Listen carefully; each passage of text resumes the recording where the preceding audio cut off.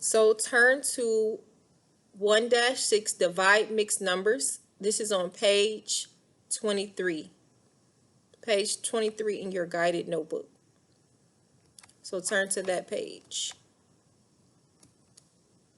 So here we have two different ways to explain or to show division of fractions. So we have a mixed number, 2 and 2/5 divided by 4/5. So we want to see how many 4/5 are in 2 and 2/5. So one way to figure it out is to use a model. Another way to figure the answer out is to multiply by the reciprocal of the divisor. And remember, the divisor is the second term. So if we look at this right here, we can see that you had to first change 2 and 2/5 into an improper fraction. So 2 and 2/5 is written as 12/5. Because if you multiply 2 times 5 and then to get 10 and add 2, you'll get 12 as a numerator. And then the denominator will stay the same. So we have 12/5. And then you keep the division sign. Make sure you don't skip steps. Keep the division sign, keep the term the same. After you've changed your mixed numbers into improper fractions, I want you to highlight this because this is important. You have to change your mixed numbers to improper fractions. Once you do that, then in the next step, you can change your division into multiplication and multiply by the reciprocal of the divisor, the second term. So instead of dividing by 4/5, you will multiply by the reciprocal of 4/5, which is 5/4. And then you can multiply across or you can cross simplify. So to cross simplify, you will find a number that's divisible by your numerator and your denominator. So right here we have 5 and 5. These are both divisible by 5. So 5 divided by 5 equals 5. 5 divided by 5 equals 1. And then 5 divided by 5 down here equals 1. So as long as you divide one numerator and one denominator by the same number, you're making an equivalent fraction. And then over here, they divided 12 and 4 both by 4. 12 divided by 4 is 3, and 4 divided by 4 is 1. So our new number is going to be 3/1 times 1/1. And that equals 1 times 3 for the numerator, which is 3, 1 times 1 for the denominator, which is 1, and 3 divided by 1 is 3. So that answer is 3. So there are 3 groups of 4/5 and 2 and 2/5. If you wanted to model this, you always start with the dividend. So you're modeling, you would start with 2 and 2/5, and then you would make groups of 4/5 until you have no more groups left, until you get back to 0. So your number line needs to be broken up into fifths. So you need 1, 2, 3, 4 lines, and we have 5 equal sections between our 0, between each whole number, 0 and 1, and between all of our whole numbers. So if we start right here at 2 and 2/5, so you would start at 2 and 2/5 and make groups of 4/5. So you would start here, and our number line is broken up into fifths because we have 5 equal spaces between our numbers. So this is 1/5, 2/5, 3/5, 4/5. That's one group. And remember, division is repeated subtraction. So you repeat subtract until you get back to 0. You will have to model on your next test. 1/5, 2/5, 3/5, 4/5. That's another group. So that's 2 groups of 4/5 and 2/5. And then our last group right here, 1/5, 2/5, 3/5, 4/5. That's another group. So we can see from modeling that we have 3 groups. Whenever it's multiplication, you want to leave the fractions alone. Whenever you have division, you want to change it into multiplication. And since you're changing it into multiplication and you can only multiply the numerator times the numerator and the denominator times the denominator, you have to change your mixed numbers into improper fractions. The next question on the same page, we're still on the same page, and we want to show the solution for 1 and 3/5 divided by 1/3. We want to figure out how many groups of what are in what. And we're going to write this, try to squeeze it up here. So we want to know how many, let's write it over here. How many groups of 1/3, the divisor, are in 1 3/5. And obviously this is a division problem. So in order to model this, we will first start at the dividend, but I want to do the math first because so if you're not comfortable with modeling, you want to do the math first. So I'm going to come over here to the side and show my work. So 1 3/5 divided by 1/3. So the first thing you have to do is change your mixed numbers into improper fractions. So I need to change 1 3/5 into a improper fraction. So I have to multiply my denominator times my whole number, which is 5. 1 times 5 is 5. And then add the numerator, which is 3. So 5 plus 3 is 8. And my denominator is going to stay the same, which is 5. So now we can rewrite 1 3/5 as 8/5 because the two numbers are equivalent, because we multiplied and added. And then we're going to keep our division sign. We want to do 3 steps. Change the mixed numbers to improper fractions. Now we're ready to move on to dividing by 1/3 is the same as multiplying. So dividing by 1/3 is the same as multiplying by the reciprocal of 1/3, which is 3 over 1, or just 3. So I'm going to put 3 over 1 since my dividend is a fraction. The first term is going to stay the same as 8/5. You keep the first term, the dividend will never change. Then I'm going to multiply across. 8 times 3 is 24 for the numerator. And then 5 times 1 is 5 for the denominator. This is an improper fraction, so I'm going to go ahead and divide. So 24 divided by 5. 5 goes into 24 4 times. 4 times 5 is 20. I subtract, I have 4. Now so I can make 4, I'm going to make a fraction, 4 4/5 of a group. 4 4/5. All right. So now I'm going to go ahead and show you how to model that. So I want to start at my dividend. So write this down. We want to always start with everything that you have, which is your dividend. We want to start at 1 3/5. Then we want to make groups of what? 1/3.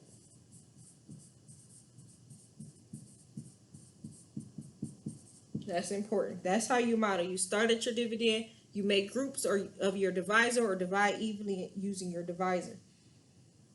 So now we want to start at 1 3/5. So I have to make sure my number line is broken up into a number that's a least common multiple of both of these. Because right now I can't make groups of 1/3 from fifths. So I need to figure out what number can I use for both of these numbers so I can repeat subtract 1/3. So to figure that out, I'm going to figure out what is my least common multiple, LCM. So the least common multiple of 5 and 3 is what? So in order to get the multiples, you have to multiply. So 5 times 1 equals 5. So 5 is a multiple of 5. 5 times 2 is 10. 10 is a multiple of 5. 5 times 3 is 15. 15 is a multiple of 5. So in order to get the multiples, you have to multiply. And I'm going to go ahead and do the same for 3 to see what are the multiples of 3. And I'm going to put it down here. So my first multiple of 3, I can get that from 3 times 1, which is 3. The second multiple of 3, I can get that from 3 times 2, which is 6. The next multiple I can get from 3 times 3, 3, 6, 9. So I'm looking for a number that's a multiple of both of my numbers. And that number, since 3 is a prime number, I know I should have just multiplied 3 times 5 and got my least common multiple. But that's the story for another day. So my least common multiple is going to be 15. So I need a number line that's broken up into 15s because that's the only way I can repeat subtract 1/3 from what I have, 1 3/5. So I'm going to put 0 to 2 And the reason why I need to go to 2 is because I need to show where 1 3/5 is. So I need 15ths in between my holes, so that's going to be 14 lines. So I'm going to do 1, 2, 3, 4, 5, 6, 7, 8, 9, 10, 11, 12, 13, 14 lines in between my whole numbers. And obviously this is going to be 1/3, and this is 2/3, and obviously this is 3/3. This is also equivalent to another number, which we're going to find out. So I'm going to do the same thing put 15ths between my holes. So 14 lines, 1, 2, 3, 4, 5, 1, 6, 7, 8, 9, 10, 11, 12, 13, 14 lines. Now I need to show where is 1 3/5. So I need to figure out where is 1 3/5 on my number line. So since my number line is broken up into 15ths, I need 3/5 to have a denominator of 15. So in order to figure out the equivalent fraction, I will multiply my denominator by 3. And since I multiply my denominator by 3, I need to multiply my numerator by 3. 3 times 3 is 9. So 1 3/5 is equivalent to 1 9/15. So I'm going to find 1. So my whole number 1 is right here. So I need this to be to the right of 1 because it's larger. And 9/15. So I need to go to the 9th tick mark. So this is my whole number 1. That's in front of my fraction. And I need to go to 9/15. So 9 out of the 15 before I get to 2. So 1, 2, 3, 4, 5, 6, 7, 8, 9. So this is where I'm going to put my 1 3/5, which is also equivalent to 1 9/15. So this is where I'm going to start. And then I'm going to make my groups of 1/3 going back to 0. But I have to figure out, since my scale is 15ths, I have to figure out what fraction is equivalent to 1/3 with a denominator of 15. So in order to figure that out, I would have to see, how do I start with 3 and end up with 15 as the denominator? You have to multiply by 5. And since I multiplied the denominator by 5, I have to multiply the numerator by 5. And 1 times 5 is 5. So we can say 1/3 is equivalent to 5/15. All right. So now we're going to start at 1 3/5. And we're going to make groups of 1/3, which is also 5/15. So I need to put 5 of these together to make a group. So this is 1/15, 2/15, 3/15, 4/15, 5/15. So that's going to be my first group. Remember, division is repeated subtraction. That's my first group of 1/3, which is equivalent to 5/15. Now I'm ready to repeat subtract my next group. So this is 0, 1/15, 2/15, 3/15, 4/15, 5/15. That's another group. 0, 1/15. So the distance from here to here is 1/15, 2/15, 3/15, 4/15, 5/15. That's another group. You will have to know how to do this for your test. 1/15, 2/15, 3/15, 4/15, 5/15. That's another group of 1/3. And then I have 1, 2, 3, 4 left over. I cannot make a whole group, so leave that one open. So if you're trying to figure out the leftovers, since we repeated subtracting, 4/15 would be the leftovers. So a good question will be, why is that not the same as 4/5? Because when we use division, we got 4/5. Well, since we multiplied by the reciprocal, we said there are 4 4/5 of a 1/3 group. We will end up with 4/15, which is what we have left over. So we can make 4/5 of 1/3, 4/5 of another group of our divisor, which is 1/3. So the remainder that we have left over, the fractional part, is going to be how much of the divisor you can make. So if you can use that to figure out leftovers, and we should know that of is multiplication. So that's why our model is going to say 4/15, because that's how much of the 1/3 group is left over. And that's that one. Want to check out this one. The net weight of a baseball in the box shown below, 60 3/4 ounces. If the weight of each baseball is the same, how much does each baseball weigh? So we have this box. This whole box weighs 60 3/4 ounces. So we have to divide those 60 3/4 ounces evenly between the 12 balls to figure out how much does each ball weigh. So if we count, so we're starting with the 60 pounds, 60 3/4 ounces. We started with 60 3/4 ounces, and we want to divide it evenly between 1, 2, 3, 4, 5, 6, 7, 8, 9, 10, 11, 12 baseballs. So divided by 12. Now we learned in the last one that we have to change all mixed numbers into improper fractions. So I'm going to do that first. But we also need to know that our weight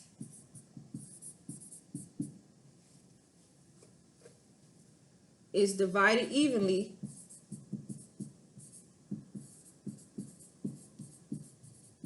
between the 12 balls, baseballs.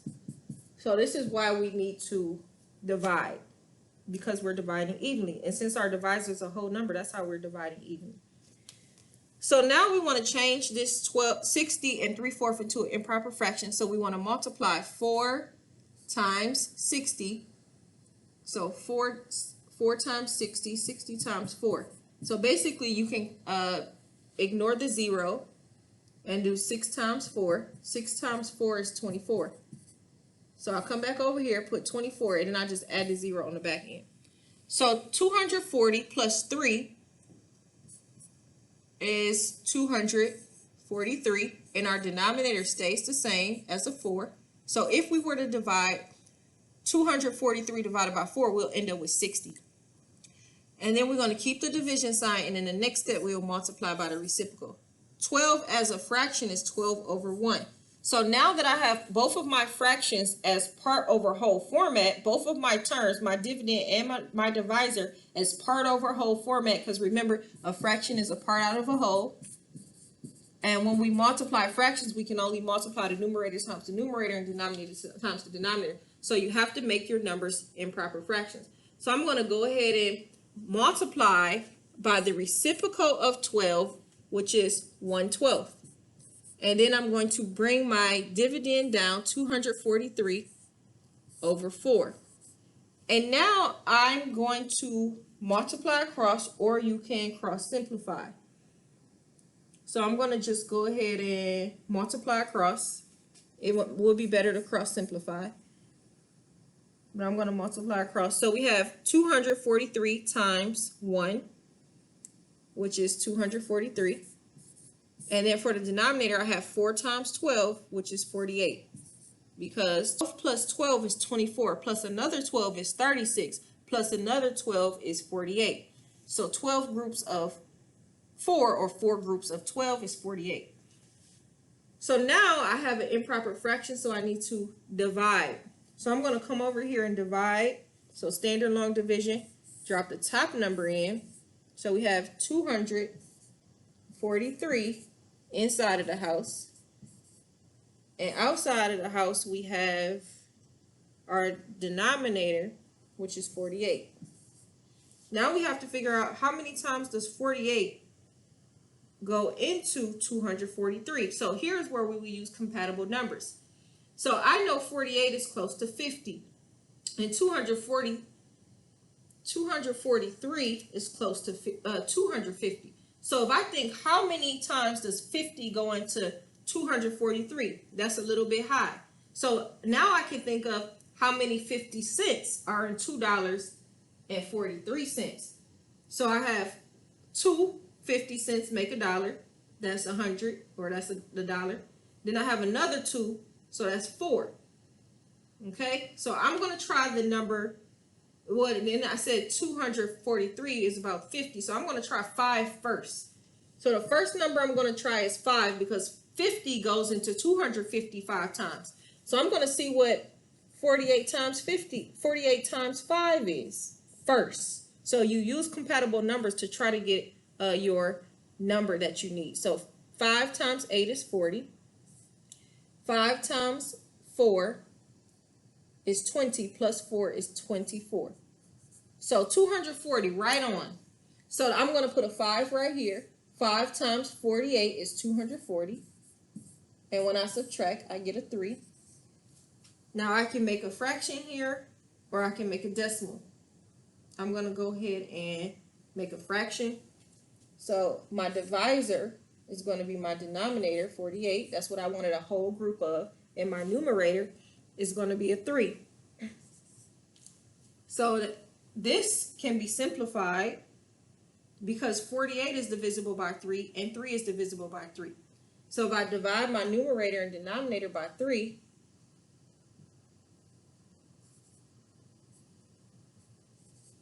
divided by 3 equals 1. And 48 divided by 3 equals 16. So I'm going to go ahead and write my final answer, which is 5 and 1/16. So each ball weighs 5. That doesn't look right.